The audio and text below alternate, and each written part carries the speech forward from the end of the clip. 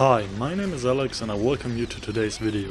With a delay of over a year, Plants vs Zombies Battle for Neighborville has finally made it to the Nintendo Switch. In addition to another multiplayer shooter, Switch players also get a game based on the Frostbite engine for the first time.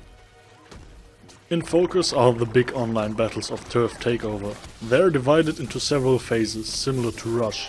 For example, you take the rocky flats, push and escort your explosive charge on a wagon through the canyons until you finally blow up a facility.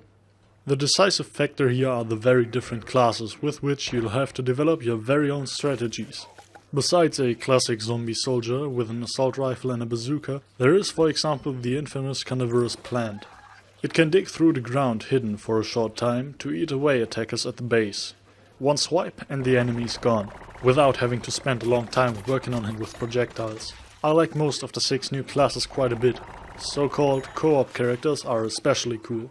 The weak but nimble little acorn, for example, transforms into a massive oak tree stump with a stronger gun. Up to 3 more acorns can sit on its head. Unfortunately, as in the predecessors, there are slight balance problems. Since many classic modes are also back, the multiplayer part will once again be an enjoyable slaughter. Unfortunately, I can't say the same for the 4 areas full of quests, in co-op with up to 3 other players.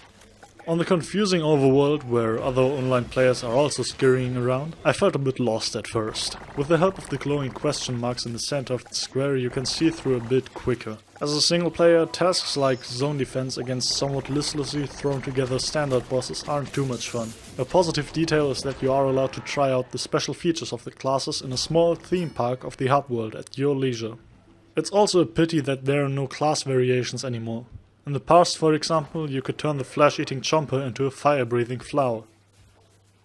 Especially because of the Frostbite engine, the game's technology is even more interesting than in other genre contenders. Plants vs Zombies Battle for Neighborville runs at 30 frames per second, but there may be slight drops, especially in some cutscenes. The game runs docked at a resolution of 900p and in handheld mode at a resolution of 720p.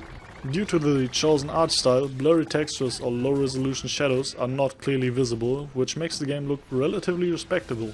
Overall, it can be said that EA's first experiment with the engine was successful, which definitely gives hope for more. Now let's come to a conclusion. Right off the bat, Battle for Neighborville doesn't reinvent the Plants vs Zombies wheel, but feels more like a polished second installment. In classic online multiplayer, Plants vs Zombies Battle for Neighborville is once again a fun experience. The main reason for this are the new characters like Acorn and Oak, as well as the very different and varied classes. Only the too high life energy of the enemies slows down the matches a bit. The co-op quests with their listlessly thrown together opponents and their attempted comedy could not convince me either. All in all, a good shooter and extremely stylish too, which is why I rate Plants vs Zombies Battle for Neighborville for the Nintendo Switch a 7.5 out of 10. Thanks for watching. If you have any comments or questions, feel free to leave them below. If you liked it, we would be very happy about a like and a subscription, or if you're interested in getting early access to our future reviews, feel free to visit our Patreon page.